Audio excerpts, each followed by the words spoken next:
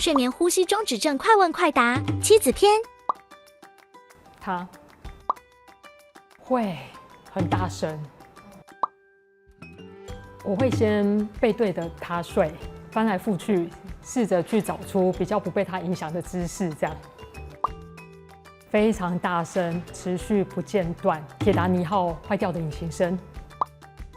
有啊，就是想说先踹他一脚，看他会不会醒，接着再试着把他摇醒，然后偷扇他巴掌。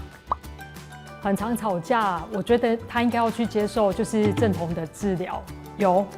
他有建议我们使用呼吸器，所以后来就是改善了他的睡眠。这样，我试着去网络上面搜寻一些资料，那后来有看到好像有什么呼吸器，所以我就自己下单，然后想说让他试着去使用看看。这样有很多问题，因为他是写英文的，然后我们都看不太懂，那就是有尝试要去联络客服，可是都没有人接。那在使用的过程中，就是有时候有一些零件坏了，那也买不到它的耗材，这样，所以它其实没有给我们带来什么实质上面的帮助。有改善了非常多，原本我们已经分房了，然后现在又可以同一个房间睡觉，那睡眠品质也很好，可以觉到天亮。